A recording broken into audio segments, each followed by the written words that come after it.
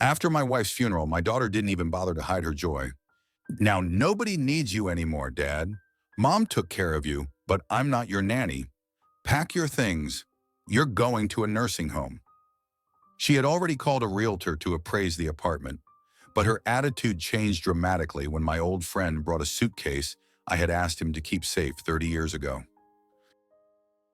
The rain drummed on the coffin lid as if beating out the last melody of Elena's life. I stood by the fresh grave with a bouquet of white chrysanthemums, her favorite flowers, unable to believe that 45 years of life together had ended so suddenly. The stroke hadn't even given us a chance to say goodbye. "Dad, stop standing out in the rain," came Lucia's impatient voice. "You'll catch cold, and the last thing I need is you on my hands, too." My only daughter stood off to the side under an umbrella, nervously checking her watch. 37 years old, a successful lawyer at a large firm, married to a prosperous businessman. It seemed she had everything. Yet over the years she had grown harsher, more calculating. "Just one more minute," I whispered, not taking my eyes off the headstone. "One more minute?" Lucia came closer, irritation in her voice. "Mom's dead, that's a fact. Now we need to deal with practical matters, not stand here like a statue." Practical matters. On the day of my wife's funeral, Elena had always said that Lucia took after her paternal grandmother, a cold, pragmatic woman who thought about money even on her own wedding day. "Come on already," my daughter pressed. "I've got an important hearing tomorrow. I need to prepare." I cast one last look at the grave and slowly walked toward the cemetery gates. Lucia followed beside me, tapping quickly on her phone. Even here, among the crosses and monuments, she couldn't tear herself away from work. The car ride was filled with heavy silence. I stared out the window at the rain-soaked city, wondering how I would live now. I was 74, my health already failing. Elena had truly looked after me in recent years. Cooking, cleaning, managing my medicine. And now... "Listen, Dad," Lucia suddenly said at a red light. "We need to talk seriously about your future." From her tone, I knew this wouldn't be a pleasant conversation. "About what exactly?" I asked. "You understand you can't live alone. Mom babied you like a child. Cooked, washed, handled your pills. I work from morning till night. I have a family, my own problems." "I'll try to manage on my own," I said. Lucia snorted with contempt. "Manage? Dad, the last time you cooked for yourself was 20 years ago. You don't even remember where things are in the house or when to take your pills. And what if you fall or your heart gives out?" She wasn't wrong, but hearing it from my own daughter on the day of my wife's funeral cut especially deep. "So what are you suggesting?" "There's a good private residence in the suburbs. I looked into it when Mom was in intensive care. Great conditions, medical staff, meals, leisure activities. You'd be much better off there than stuck alone in this apartment." A residence. Fancy words for a nursing home, a place where children send parents they've grown tired of. "And what about the apartment?" I asked. "We'll sell it, of course. The money will cover the home's expenses. A 3-bedroom in the center is worth a lot, and I'll have something left over. Andres and I are planning to expand our business." So that was it. Not just my well-being she was concerned about. "Let me think about it," I said. "There's really nothing to think about, Dad. It's the only sensible solution. I already arranged for a realtor. He's coming tomorrow to appraise the place." Without my consent. The decision was made. I was simply being informed. When we got home, Lucia walked me up to the apartment and quickly inspected the rooms. "Good condition. It'll sell fast." She nodded with satisfaction. "Tomorrow I'll come with the appraiser, and you think about what things you want to take. Not much will fit. The rooms at the residence are small." "Lucia," I said softly, "maybe we shouldn't rush this. Your mother is barely cold in the grave." My daughter spun around sharply. "Stop with the sentimentality. Mom is dead. That's reality. We have to move on and make rational decisions. You're not needed by anyone anymore, understand? Mom took care of you out of duty, but I'm not a caregiver. I have my own life, my own plans." Those words hurt more than any physical pain. Not needed by anyone. From my own daughter, on the very day I buried my wife. "All right," I said. Do as you think best. Good, you'll see. You'll like it there. People your own age to talk to. You can play dominoes. And the best part? No worries. After she left, I was alone in the apartment where Elena's voice had still sounded just yesterday. I sat in my favorite chair and cried for the first time in many years. The night passed without sleep. I wandered the apartment, looking through photographs, touching Elena's things. On the bookshelf stood our art albums, our shared passion. We loved museums, exhibitions, collecting reproductions. In my youth, I even tried painting myself. I graduated from an art school at the Cultural Center, studied under a wonderful teacher, Maria Silva. She used to say I had talent, a special feeling for color and composition. I dreamed of entering the Academy of Arts, of seeing my paintings in the great galleries of the capital. But my parents were firmly against it. Painting isn't a profession, it's a pastime, my father said. You'll starve all your life. Go to engineering school, good salary, useful specialty. My mother supported him. Pedro, listen to your father. Let art remain a hobby. You need something solid to live on. I enrolled in the engineering university, but secretly I kept drawing. In the dormitory, I had a sketchbook hidden under my mattress. I drew portraits of classmates, landscapes from the window, still lifes with books and fruit. One day my roommate Andres Castillo saw my work. Pedro, you're a real artist, he exclaimed. Why do you need this engineering school? And how will I make a living? I replied. You'll find a way. The most important thing is not to betray your talent. But I already had. I finished university, received my job assignment, and married Elena. She was working at the Municipal Museum back then. We met at a local art exhibition. Elena was studying the paintings while I stood nearby, silently criticizing them, noticing technical mistakes, poor use of color. Are you an artist too? She asked, catching my thoughtful gaze. I used to try, I admitted shyly. And now? Now I build houses. That's a shame. There's such depth of understanding in your eyes. We talked until the museum closed. It turned out we had a lot in common. Love for painting, poetry, classical music. Elena had graduated in art history and dreamed of working at the National Museum, though for now she had to settle for the local municipal one. We married 6 months later. Elena moved with me to the capital and got a job as a guide at the Museum of Fine Arts. I joined a design institute. Life seemed to have worked out. A beloved wife, an interesting job, prospects for career growth. But something inside me ached. In the evenings, while Elena prepared dinner, I would take out paints and try to draw. The results were worse and worse. My hand had lost practice. My eye had dulled. Gradually, I gave up painting, keeping only my love for art as a spectator and admirer. Elena understood. We often went to exhibitions. She would explain the nuances of this or that style, and I would imagine how I would have painted that picture myself. Sometimes she said, Pedro, why don't you try painting something in this style? But I waved it off. It was too late. My hands were no longer steady, and there was no time. Lucia was born when I was 37. A beautiful girl, but strong-willed and headstrong from childhood. Elena tried to instill in her a love for art, took her to museums and exhibitions. But Lucia was bored. Mom, why look at these old paintings? Let's go to the movies or shopping instead. Over the years, the gap between us widened. Lucia chose law school. That's where you can make good money. She married a businessman, Andres. He'll give me a good life. She didn't want children. They'll get in the way of my career. Gradually, our meetings became formal, only for holidays and family dates. Meanwhile, Elena and I lived in our world of art. We built a fine library, books on art history, albums with reproductions, exhibition catalogs. The walls of our apartment were decorated with reproductions of our favorite paintings. Local landscapists, European impressionists, Latin American muralists. You know, Pedro, Elena once said, it's a pity you never became an artist. You have such a fine understanding of art. I don't regret it, I replied. At least we can enjoy what others have created. But in truth, I did regret it, especially when I saw the works of contemporary painters and realized I could have painted no worse, maybe even better.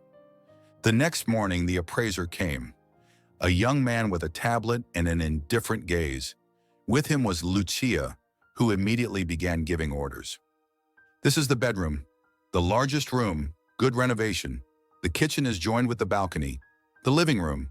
See how high the ceilings are, she explained briskly, as if I wasn't even there. Nice apartment, the appraiser said after a quick look around. Excellent condition, great location. Market value, about $150,000. Not bad, Lucia nodded with satisfaction. And how quickly can it be sold? At this price and condition, about 2 weeks, maybe a little longer if you want to negotiate. And what if the owner changes his mind about selling? I asked quietly. The appraiser looked at me in surprise, then at Lucia. That's your right, of course. But your daughter explained the situation. You're moving into a specialized facility, so the apartment won't be needed anymore. A specialized facility. How elegantly that sounded instead of the familiar nursing home. After the appraiser left, Lucia lingered. Dad, I need to tell you something, she began, sitting on the edge of the sofa. I understand this is hard for you, leaving the home you've lived in for so many years. If you understand, then why rush? I interrupted. Because there's no alternative. You see how I work. From morning until 9 at night, I'm in the office. Then at home, I study documents. Weekends, client meetings, site visits. I simply don't have the time to look after you. I never asked you to. Dad, be realistic. Mom did everything for you. Cooked, washed, cleaned, bought medicine, took you to doctors. You don't even know where our first aid kit is. She was right. Elena really had taken over all the household chores. At first, it happened naturally. She came home earlier and had time to cook. Then it became a habit. And when we both retired, the housework fell entirely on her shoulders. We could hire a housekeeper, I suggested. Dad, a good housekeeper costs half your pension. And what if she's dishonest? She could steal, break something, or worse, cause harm. No, that's not a solution. And a caregiver? Even more expensive.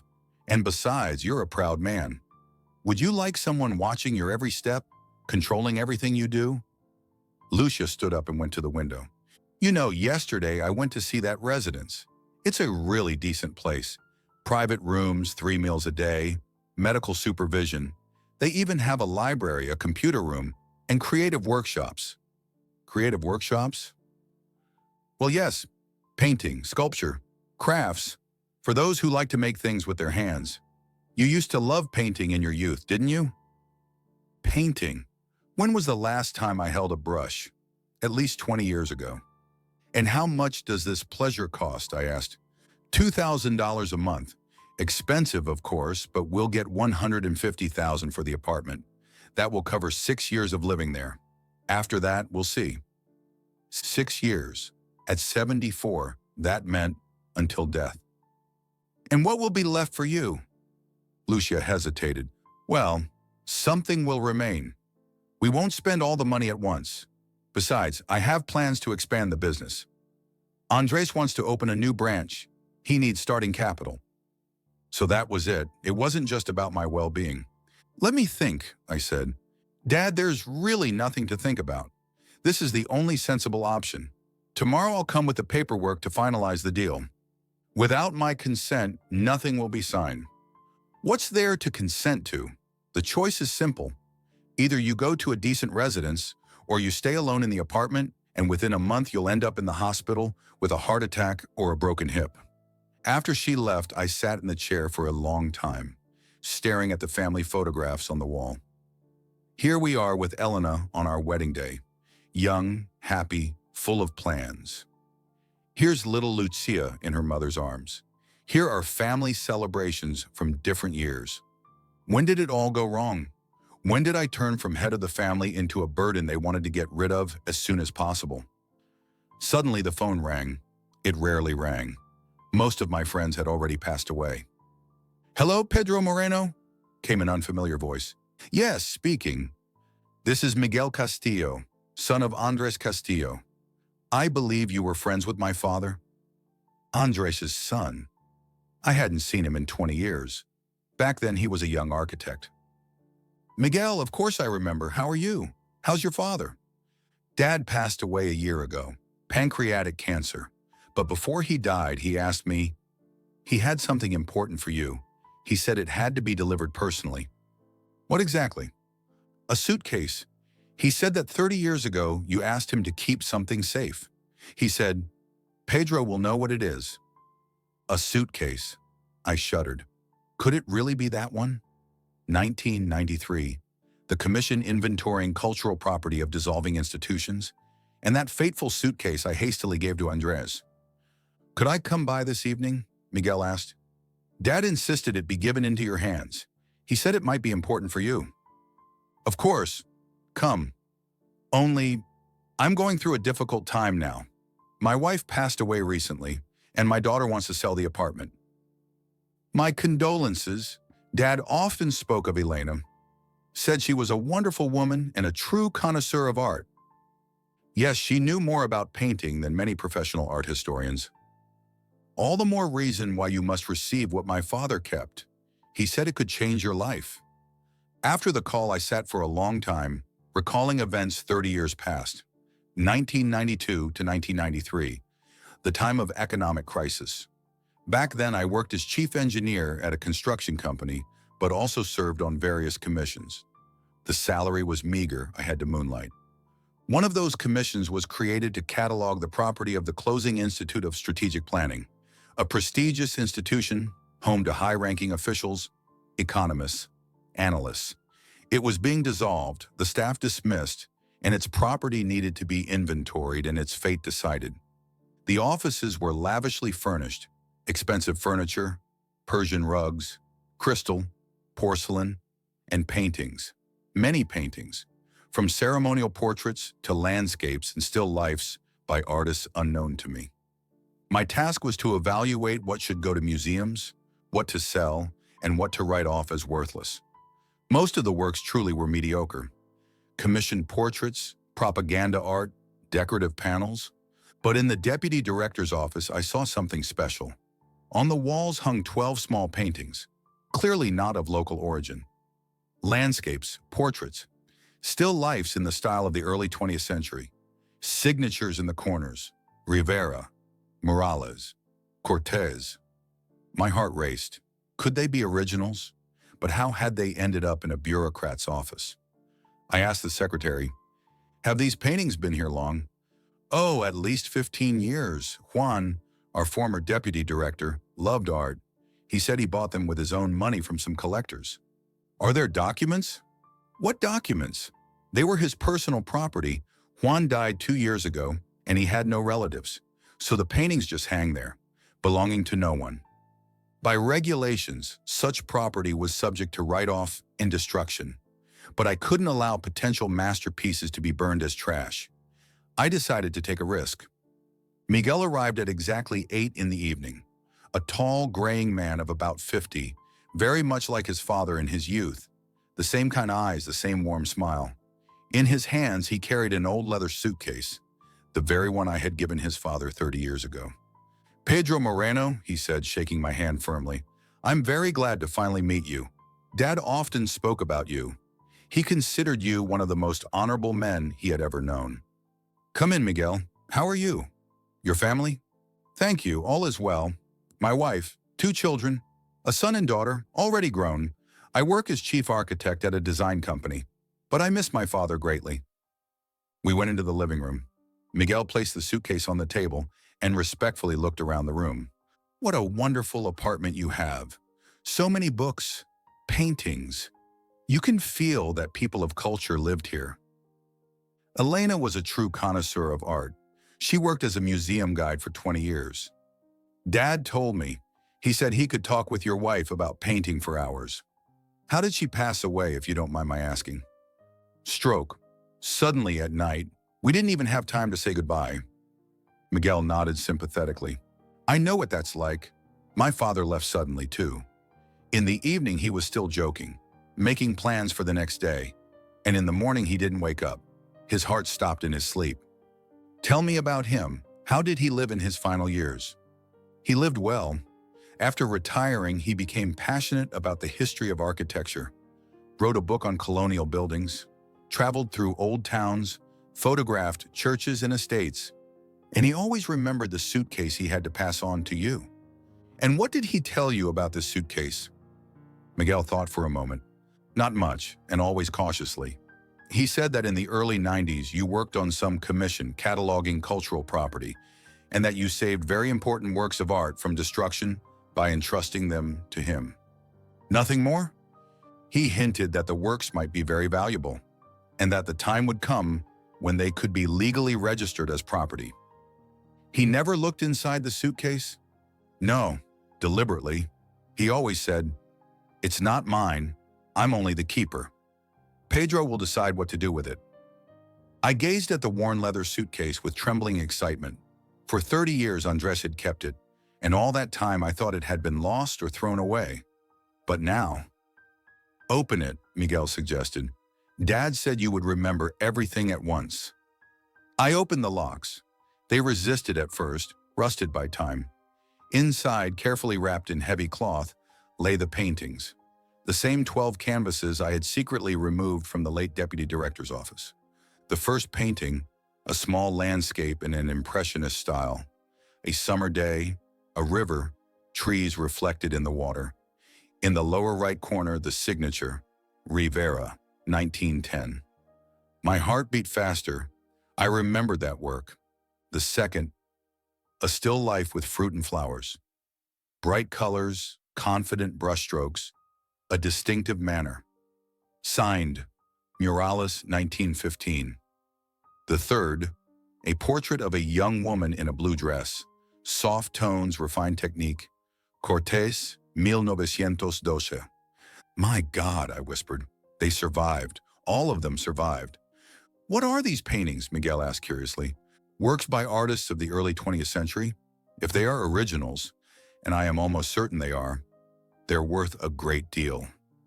I pulled out the remaining canvases from the suitcase. Santos, a portrait of an unknown lady. Lopez, an autumn landscape with golden trees. Navarro, a religious composition. Castro, a still life. Martinez, a peasant woman with a red scarf. Arellano, a village scene. Uriarte, a winter landscape.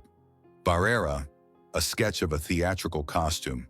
And finally, Perez Aguilar, Bathing the Red Horse, a small study for the famous painting. Incredible, said Miguel, studying the canvases. It's a whole collection. Yes, and if my assumptions are correct, a very valuable one. At the bottom of the suitcase lay an envelope with my name, written in Andres's hand. With trembling fingers, I opened it. Dear Pedro, if you are reading this letter, it means I am no longer alive, and my son has fulfilled my request to deliver the suitcase to you. For 30 years, I kept your paintings and never once regretted it. You did a noble thing, saving works of art from destruction.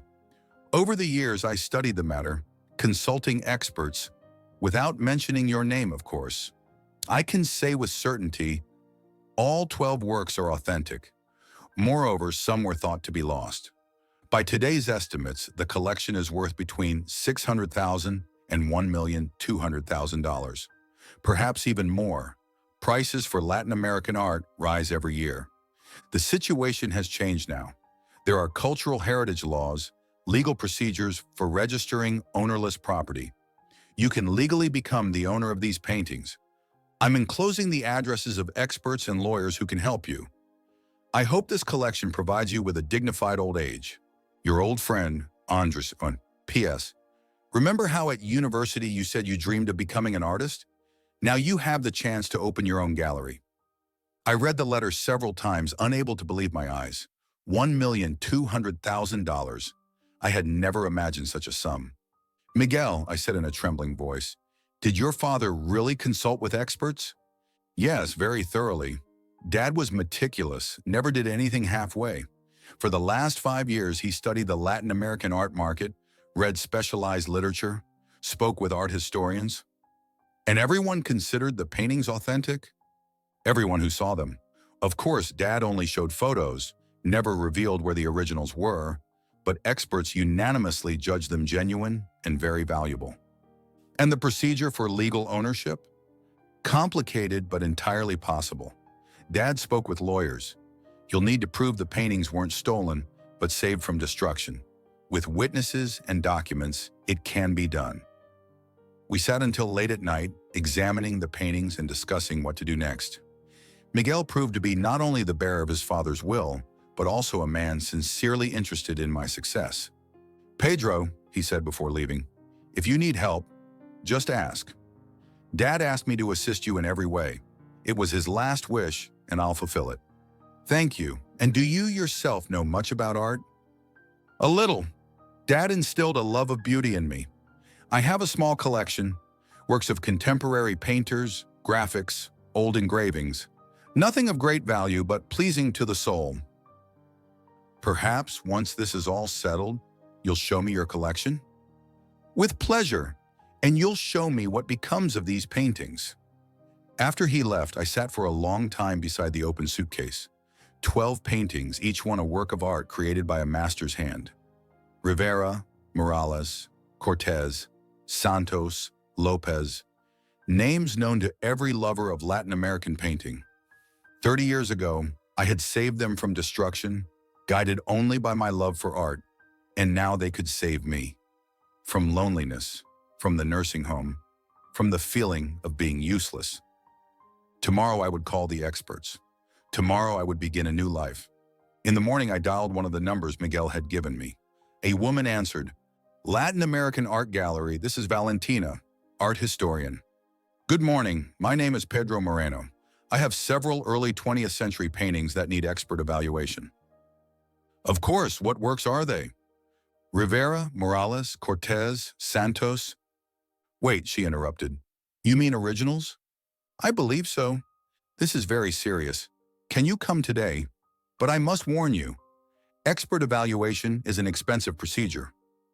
"How much does it cost?" "It depends on the number of works and their complexity, from $1,000 to $3,000 per painting. An enormous amount by my standards. But if the paintings were truly worth millions, the gallery was located in the city center, in an old mansion. Valentina received me in an office crammed with books and art albums. "Show me the works," she said. Carefully, I took the first painting from the suitcase, Rivera's landscape. The art historian put on gloves, took a magnifying glass, and examined the canvas closely. "Interesting," she murmured. "The brushstrokes are characteristic, the pigments typical for that period. Where did you acquire this piece?" "I inherited it," I lied. "My grandfather collected paintings." "I see. Show me the others." She studied each painting for half an hour, took photographs, made notes, compared with reproductions in books. "Preliminarily, I can say they are most likely authentic," she announced at the end. "But for a final conclusion, we need a full expert examination." "What does that involve?" "Analysis of pigments, ground, and canvas, X-ray imaging, comparison with museum samples, study of provenance, the history of origin." "How long will it take?" "A month to a month and a half, and it will cost about $25,000 for the whole collection." $25,000? I didn't have that kind of money. "And if the examination confirms authenticity, then your collection will be worth from $600,000 to $1,200,000. Perhaps more. In recent years, prices for Latin American art have risen sharply." $1,200,000. My head was spinning. "I can offer you an option," Valentina said. "We conduct the examination, but instead of upfront payment, we take a commission from the sale. If the paintings turn out to be forgeries, you owe nothing." "And what commission?" 20% of the final sale price. 20% of $1,240,000. A huge sum. But if there was no alternative— "Agreed," I said. "Excellent. We'll draw up a contract and begin work." That evening, I called Lucia and said I wanted to postpone the apartment sale for a month. "Why?" she asked in surprise. "We already decided everything." "I have some matters to deal with. I need time to sort them out." "What matters, Dad? Are you hiding something from me?" "I just want to get the paperwork in order. A month isn't much to ask." Lucia sighed irritably. "Fine, a month then, but no excuses afterward." The month of examination dragged on unbearably. Every day I called Valentina, asking about results. Pedro, examinations are a complicated process, she explained patiently. We can't rush. Accuracy is crucial. Miguel visited regularly. We discussed the situation, made plans for the future. What if they turn out to be forgeries? I asked once. They won't, he said firmly. My father understood art better than many experts. He would never have spoken of millions if he weren't sure. Lucia came by several times, but I told her nothing about the suitcase. I only said I was sorting through an old friend's archive. After 6 weeks, Valentina finally called. Pedro, come by, the results are ready. From her tone, I knew the news was good. At the gallery, a whole panel of experts awaited me. On the table lay reports, photographs, computer printouts. Congratulations, Valentina said. All 12 works are authentic. Moreover, some of them were long considered lost. What does that mean? That their value is even higher than we thought, especially Cortez's portrait and Lopez's landscape. We found mentions of them in early 20th century catalogs, but then their trail disappeared. The chief expert, an elderly professor, added, your collection is unique. Preliminary valuation, from $1 million to $1.5 million. At international auctions, perhaps even more. $1.5 million, a sum I couldn't even imagine. And what next, I asked. Now you need to formalize ownership, Valentina said. We have a lawyer who specializes in such cases. It will take another month, maybe 6 weeks. And after that? Then you'll decide what to do. Sell them, donate them to a museum, keep them in the family. The choice is yours. That evening, I called Miguel and told him the results. Congratulations, he exclaimed with joy. My father was right. You're a very wealthy man now. I can't believe it. Yesterday, my daughter wanted to put me in a nursing home, and today you could buy that nursing home, Miguel laughed. 2 weeks after receiving the appraisal results, I called Lucia and asked her to come over. From her voice, I could tell she was upset. Of course I'll come, she said tiredly. I need to tell you something too. When she arrived, I saw how bad she looked. Her face gaunt, her eyes dull, her movements nervous. What happened, Lucia? I was fired, Dad, she said and burst into tears. This morning, they called me into the director's office and told me they were downsizing. After 12 years of flawless work, they just threw me out. But why you? A new managing partner came in. Young, ambitious. He said he wanted fresh blood. That 40-year-old lawyers are outdated. He hired 2 fresh graduates in my place for half again less pay. Lucia wiped her tears. You know what was worst? When I was packing my things, the younger colleagues turned away. No one even came to say goodbye, as if I had become a leper, and I had helped them so much, taught them. And Andres, how did he react? Oh, here's the best part, she said with a bitter smile. My dear husband said I needed to rethink my priorities, hinted that now I'd be a burden on the family budget. Lucia, no, let me finish. I spent the whole day walking around the city and thinking. And I realized something terrible. I've become unnecessary to anyone. The employer doesn't need me because I'm old. My husband doesn't need me because I don't earn money. And we never had children. She looked at me with red, tearful eyes. Dad, I remembered my own words. You're not needed by anyone. How could I say that to my own father? Today I understood what it's like. To feel redundant, unwanted, discarded. My daughter, I was a monster, she continued. I thought only about money, about gain. I wanted to dump you in a nursing home like unwanted furniture in storage. And you lived such a life, you know so much, remember so much. She stood and came up to me. Forgive me, Dad. Forgive my cruelty, my indifference. Forgive me for being a bad daughter. I had no right to treat you that way. Lucia, what's done is done. The important thing is that you've realized it. I have, and now I want to make it right. I'll find a new job, even if the pay is lower. I'll come to see you more often. We'll cancel the sale of the apartment. We'll find a way for you to stay at home. I looked at my daughter. For the first time in many years, she was sincere, genuine. Not a businesswoman in a suit, but simply a person in pain. Lucia, sit down. I want to show you something. What? something that will change our lives. But first tell me, do you truly repent? Not just because you're in a tough spot now, but sincerely. Sincerely, Dad. Today, when they threw me out of work like an unwanted thing, I understood how you felt when I talked about the nursing home. I was so ashamed. All right, then look. I opened the suitcase. When Lucia saw the paintings, she was speechless. "What is this?" she whispered. "A collection of Latin American paintings from the early 20th century. Rivera, Morales, Cortés, Santos. Where did you get such paintings?" I told her the whole story. About the commission in the 90s, about saving the works from destruction, about 30 years of safekeeping with a friend. Lucia listened without interrupting. "Dad," she said quietly when I finished, "you performed a heroic deed. You saved works of art from barbaric destruction." "And how much are they worth?" she asked practically, the old habit surfacing. "By expert evaluation, from $1 million to $1.5 million. Lucia slowly sank into a chair. $1.5 million. Dad, do you realize you're a millionaire? I do, and I realize that changes everything. Now you can live like a king, buy a mansion, hire staff, travel the world. I can, I agreed. But there's one problem. What is it? I don't want people to care about me only because of money. I don't want my daughter to look after me just because I'm wealthy." Lucia blushed. "What do you mean?" "A week ago, you said I wasn't needed by anyone. You were rushing to put me in a nursing home. And today, after learning about the money, you're ready to care for me.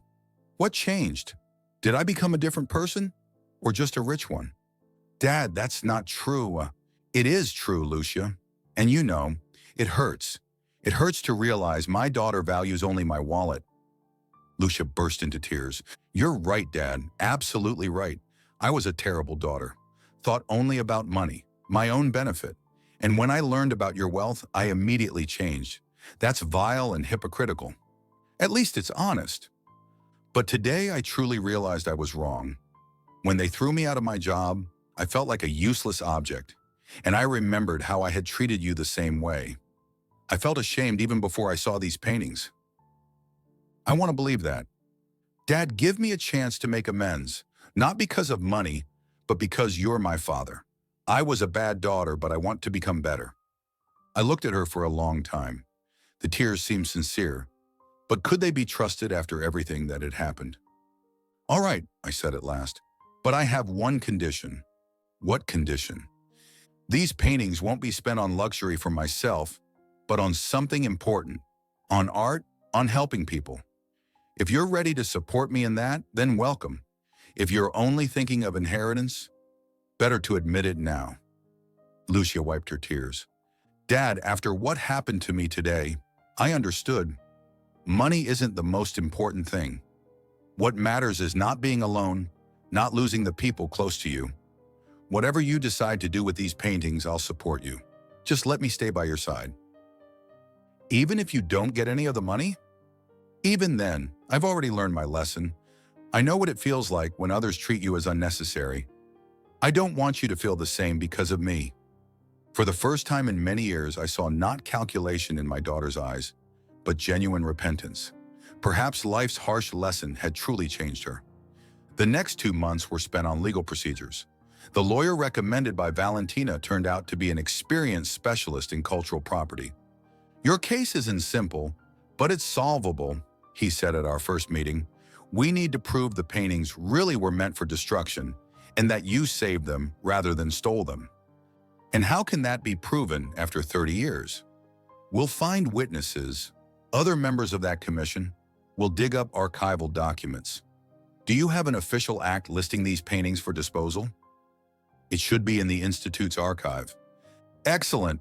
If there's a document ordering destruction, but the paintings are alive and well, then someone saved them." Miguel helped find 3 former commission members.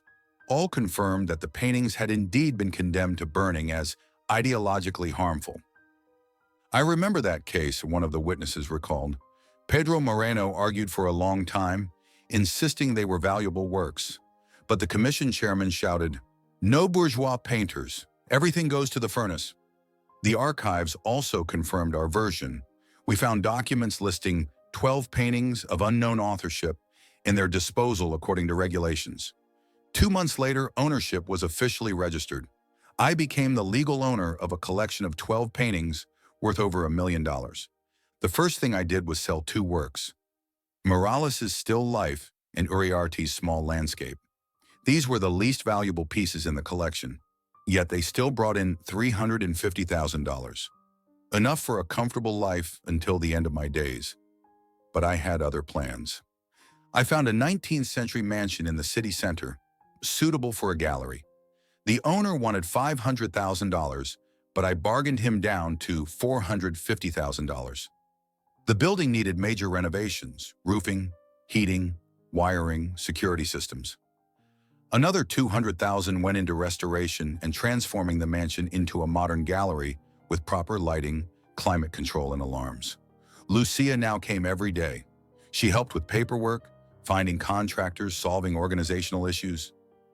"Dad, maybe I should give up job hunting and work for the gallery," she suggested. "I have experience in negotiations. I know the law." "In your own life?" "What life? Job searches that don't lead anywhere because employers don't want older specialists? Better to do something meaningful, something that brings joy and benefit." I agreed. After all, the gallery was a family matter, and my daughter could be a good partner. At first, Andres kept his distance, perhaps ashamed of how he behaved when his wife lost her job. But gradually he showed interest. "Pedro, what if we created a network of galleries in other cities? I could handle the business planning. Let's open one first, then we'll see." Miguel became the gallery's curator. He had deep knowledge of art and connections among artists and collectors. "Pedro," he said, "I think your gallery should be special. Not just a commercial enterprise, but a cultural center." "How so?" "Exhibitions, lectures, meetings with artists, educational programs for school children and students. A place where people don't just buy paintings, but immerse themselves in art." I liked the idea. I myself had always believed that art should be accessible to everyone, not only wealthy collectors. The Renaissance Gallery opened 6 months after I received the inheritance. I chose the name deliberately. Both the paintings and my own life were undergoing a rebirth. Many people came to the opening. Artists, collectors, journalists, art lovers. In the central hall hung my 10 paintings, those that remained after selling the two works. "Pedro Moreno," said one of the visitors, an art historian from the National Museum, "it's incredible how you managed to preserve these works. If not for you, the world would have lost true masterpieces." "I simply couldn't allow them to be destroyed," I replied. "And do you now plan to develop collecting further?"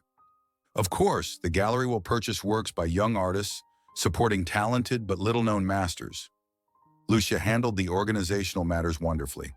She curated exhibitions, negotiated with artists, and managed advertising. From a cold businesswoman, she had turned into a passionate enthusiast. "Dad," she said one evening, "thank you for giving me the chance to do something real. At the law firm I earned money, but here I'm creating something meaningful." "Every person must find their calling," I replied. "It's a pity you understood it only now." Better late than never. Andres took over the financial side of the project. It turned out the gallery could be not only a cultural center, but also a profitable business. In the first year, we sold paintings worth $100,000, while spending $75,000 on maintaining the gallery. "At this rate, in 3 years, we'll be able to open a branch in another city," he reported to me every month. But what gave me more joy than the financial results were the letters from visitors. People thanked us for the chance to see beautiful paintings, for the art history lectures, for the meetings with artists. The feedback from school children and students touched me most. We organized free tours for them, and many later confessed that it was in our gallery they first truly fell in love with painting. 2 years passed since I had received the inheritance. The gallery was thriving. I had made many new acquaintances and friends in the art world. But most importantly, I felt I was living a full life. Every morning I came to the gallery, met with artists, planned exhibitions, talked with visitors. In the evenings I read books on art history, studied auction catalogs, corresponded with collectors from other cities. "Dad," Lucia said one day, What if we create a foundation to support elderly people who want to do art? An interesting idea, go on. Many in old age discover artistic abilities but don't know where to begin. We could organize courses, workshops, provide materials, and the best works could be shown at our exhibitions. The idea seemed wonderful to me. We created the program Art Without Age, offering free classes in painting, sculpture, and ceramics for people over 60. The first group filled quickly. 20 people, the oldest 87. The teacher was a young artist, Alejandro, a graduate of the Academy of Arts. "I never thought elderly people could be such enthusiastic students," he said after the first lessons. "They paint with such passion, such dedication." "In youth, we often paint for grades or for money," I explained. "But in old age, only for the soul. That's why it comes out more sincere." After 6 months, we organized an exhibition of our students' works. Late Talents, that was the name of the exposition. The paintings were of varying quality, but all filled with soul and the sincere desire to express beauty. The most moving work was by 80-year-old Maria Solis, a portrait of her late husband, painted from an old photograph. The technique was far from perfect, but there was so much love and longing in every brushstroke. "I always wanted to learn to paint," she told visitors. "But work, children, household chores. And now when I finally have time, it turns out it's not too late. Every day I come to class as if to a holiday." The exhibition was a huge success. Newspapers wrote about it. Television covered it. Many journalists asked, how did the idea for such a program come about? "I myself began a new life at 74, I replied. And I understood, age is not an obstacle to creativity, but an advantage. Older people have life experience, wisdom, freedom from career ambitions. They can create pure art, unclouded by profit." The program expanded. We opened courses in literary creativity, a theater studio for seniors, a veterans choir. Our gallery became a cultural center where people of all ages could find something they loved. One day, an elderly woman in an elegant coat with a cane came to the gallery. She slowly walked through the halls, carefully examining each painting. She lingered at Lopez's canvas, then approached me. "You are Pedro Moreno?" "Yes, and you are?" "Ana Valdez. Does my surname mean anything to you?" I thought, Valdez. Yes, I had heard that name. "My late husband, Diego Valdez, worked on the same commission as you in the early 90s. "Valdez." Of course, I remembered. The chairman of the commission inventorying the property of the Institute of Strategic Planning. He was the one who had signed the documents ordering the destruction of the paintings. "I'm very glad to meet you," Ana continued. "Before his death, Diego told me the truth about those paintings, about how you saved them. And how did he feel about it?" "At first he was angry, said you had broken the rules, put the whole commission at risk. But later, when he learned of their real value, he admitted you were right. He said, Moreno turned out to be smarter and more far-sighted than all of us." "Not smarter, just more in love with art." "You know," Ana said confidentially, "I also have a painting from that batch. Diego took one home back then, a small still life. He thought it was just a good copy, so he hung it in his office. Only recently, after reading about your gallery in the newspaper, did I think to show it to an expert." "And what did it turn out to be?" "An original by Perez Aguilar, a study for the painting Apples on a Red Background. The expert said it could be worth several tens of thousands of dollars." "Congratulations. And what do you plan to do with it?" Ana was silent for a moment, gazing at the paintings on the walls. "I want to donate it to your gallery. Let it hang beside the works you saved. They belong together, as a memory of those times and of the people who managed to preserve beauty." "That's a very generous gift, but why us?"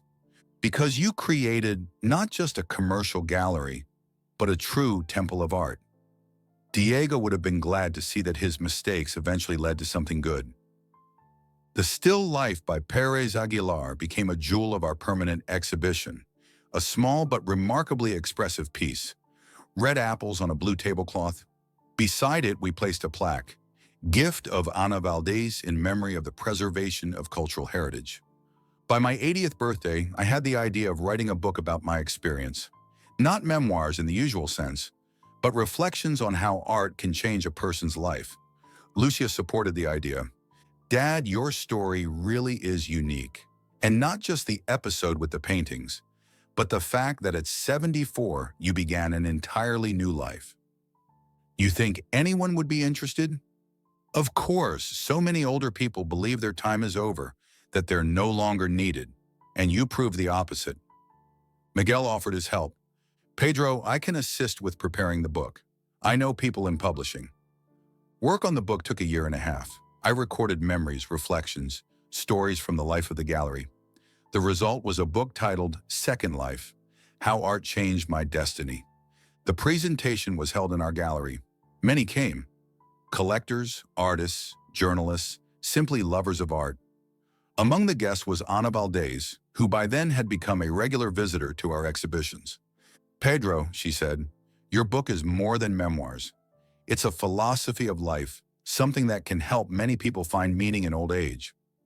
The book was a success. It was bought not only by art lovers, but also by people going through midlife or late-life crises. Many wrote letters thanking me for inspiration. One letter from a 75-year-old retired teacher touched me especially. Dear Pedro, I read your book and realized that life in retirement is only just beginning. All my life I dreamed of taking up photography, but kept putting it off. After reading your story, I bought a camera and signed up for classes. Now I photograph the nature of my homeland and plan an exhibition. Thank you for showing me. It's never too late to start a new life. Many such letters arrived. I realized that my story resonated with the experience of thousands of people who considered themselves written off from active life. By then, our gallery was known across the country.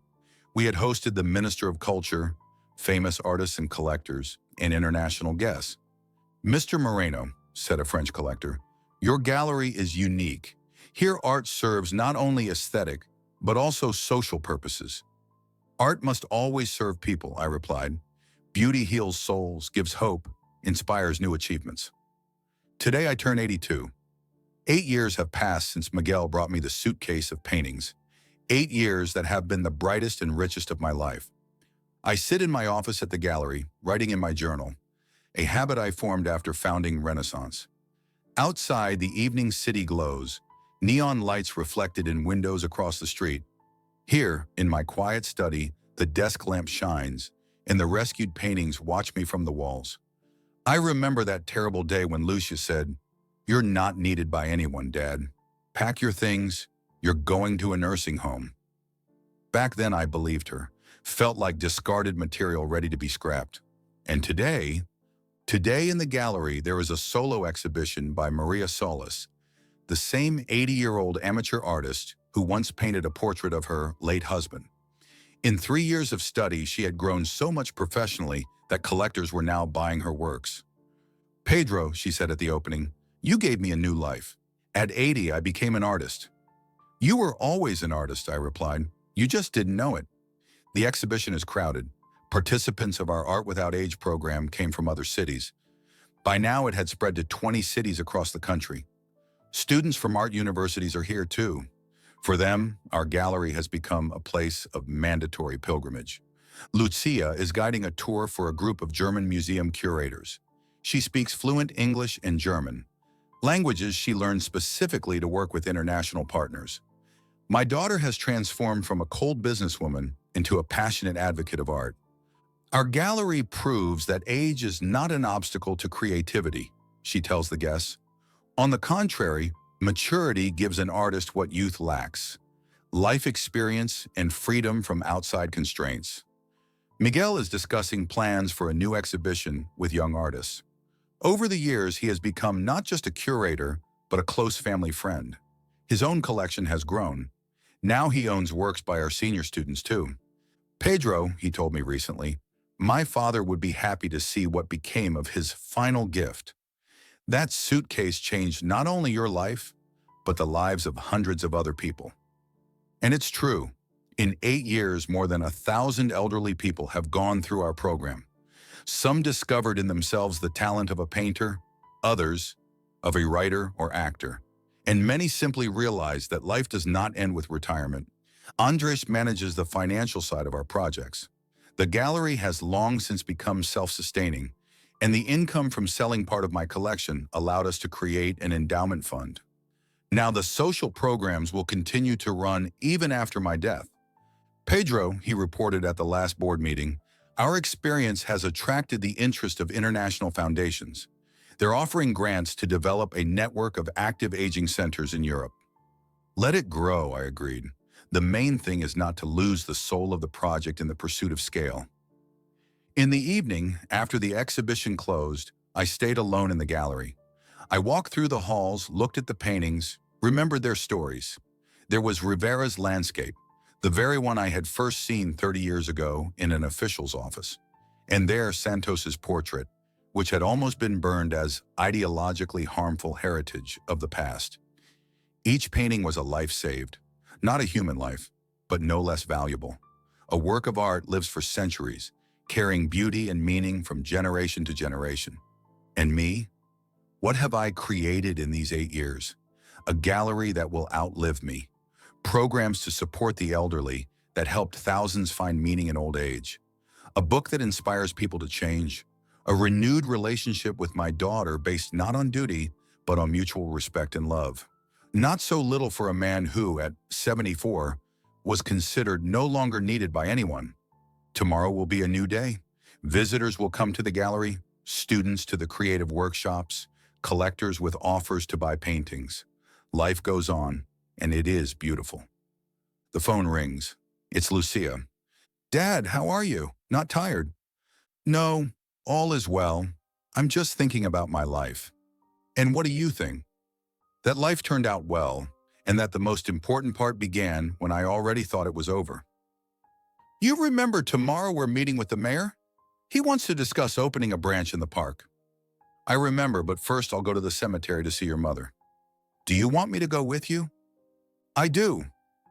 Elena, if only she could see my life now. She would probably be surprised. Her quiet, home-loving husband had become a public figure and patron of the arts. But she had always said that I underestimated my abilities. Pedro, you have golden hands and a kind heart, she used to repeat. You just don't realize it yourself. Now I do. At 74, when it seemed the time had passed irrevocably, I discovered the person I could have been all my life. It just took a magical suitcase from the past to open that door. I switch off the lights in the gallery, set the alarm. Outside, a warm May evening. I walk home on foot. The doctors say walking is good for my age. But it isn't about health. It's just pleasant to stroll through the evening city and think about how much I've managed to do in recent years. At the entrance, I meet a neighbor, an elderly woman who often complains of loneliness and boredom. Pedro, she stops me. I saw you on television. They were talking about your gallery. I hope it wasn't too boring. On the contrary, and is it true you have painting classes for seniors? True, come try it. Maybe you'll discover an artist in yourself. Oh, come now at my age. I'm 75 already. I'm 82, and every day I discover something new. Age isn't a barrier, it's an advantage. We have more time for what truly matters. I go up to my apartment. Everything remains almost the same as it was with Elena. Only new books on art, exhibition catalogs, and letters from grateful visitors have been added. I sit at my desk, the very one where I once dreamed of becoming an artist. I take out my journal and write down the thoughts of the day. Tomorrow I'll read them and be amazed. How many events can fit into a single day when you live fully? In the bedroom on the nightstand stands a photograph of Elena, young, beautiful, with that smile that conquered me half a century ago. Elena, I whisper, thank you for everything, for 45 years of love, for our daughter, for teaching me to understand beauty. Now I live for both of us. I live so that you would be proud. It seems she smiles back at me from the photograph. She doesn't resent the new life, doesn't reproach me for being happier without her. She rejoices that I found meaning and purpose. Tomorrow will be a new day, full of meetings, plans, discoveries. At 82, I am young at heart and full of energy. Ahead lie new exhibitions, new projects, new students who will discover the artist within themselves. And it all began with a suitcase brought by the son of an old friend. A suitcase filled with paintings saved 30 years ago from destruction. Then I saved art, and now art has saved me.